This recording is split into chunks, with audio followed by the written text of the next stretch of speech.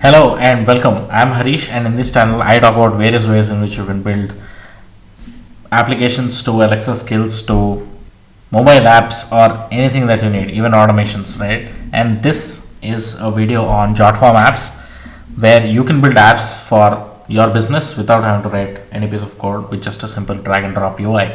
This video is just an intro to the tool, and we look at building an extensive app from scratch also on this tool in a later video. But let's quickly see what this tool is about and how we can build and where we can deploy this app. Let's get started.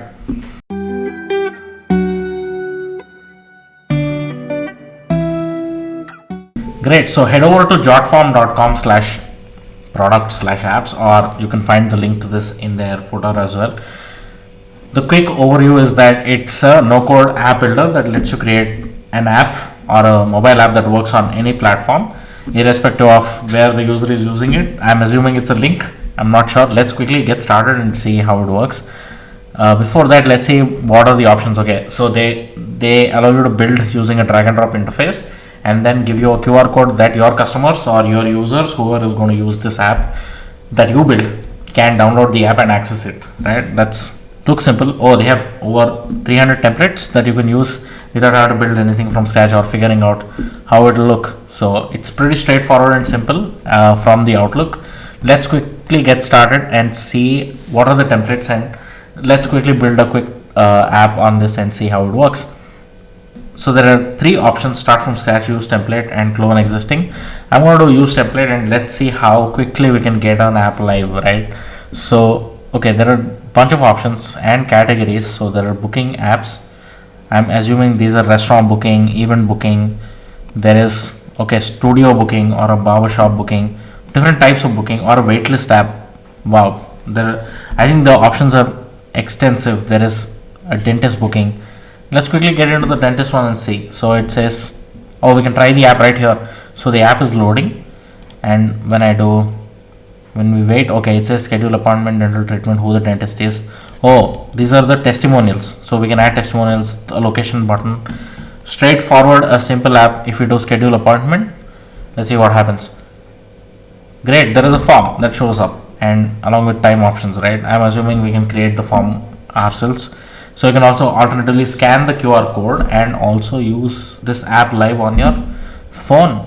So let's quickly do use template, or we can also do preview other apps that are available. So you can preview this and also see how it looks like. So I'm guessing these are basic apps that let you add a bunch of options and forms to automate it. Great, so that's how the layout looks like. There is the logo, then there is the text. So if you click on it, the options for that particular element are on the right side. So for this one, it is an image, and it's an icon that we're using, which is a tooth icon, right? So there are a bunch of icons that you can update, also style it, have a different color, align it somewhere else. Then there is text element, then there is button element. So I'm assuming it's a button or it's a card. So on the left, there are all the elements. There is a form that you can add. There's a heading, paragraph, link, or an image gallery, image slider. Then there is table, report. Oh wow, there is a divider, there is a spacer if you want to add quick space between two elements. Wow, those are definitely extensive options. If I click on the spacer, I'm assuming I'd be able to change the size. Perfect, I can change the size to 80 pixels and increase it, right? Also drag and drop the elements. Looks brilliant. And if I click on this, I guess it's probably the background image. Perfect. So if somebody is using this app on a desktop, then you can also add a background image so that it doesn't look bland. And in mobile, I'm sure this will get resized to whatever size the user is using it in. So if I click preview, I'm assuming it will show me a preview of the app. Let's do preview. Let's see how it looks. Right. So yeah, perfect. So the background still shows up, but it is depending on the screen size. Perfect. So if we do landscape, it definitely adjusts to the landscape.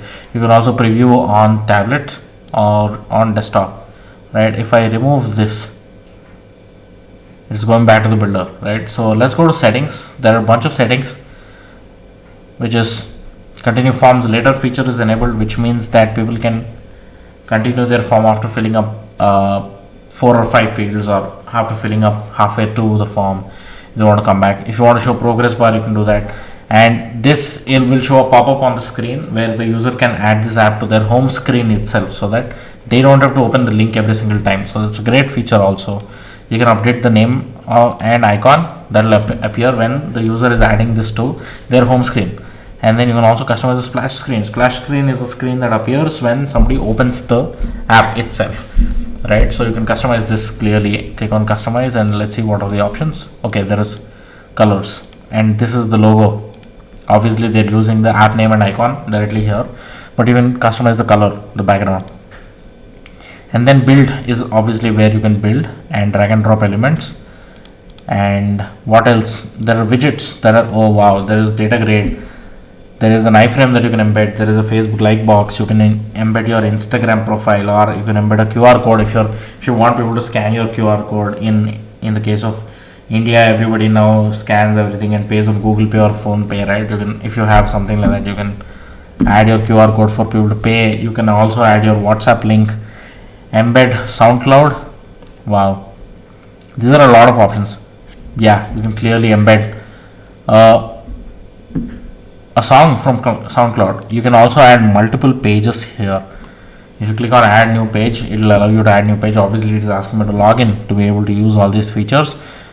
So I can add elements and add multiple pages, and then probably change the call to action. So call us can probably go to the page. Yes, you can click on navigate page and update the page to the page 1 that we did. So if somebody clicks on go to page, it will go to the second page, right? You can always drag and drop between pages, I'm assuming.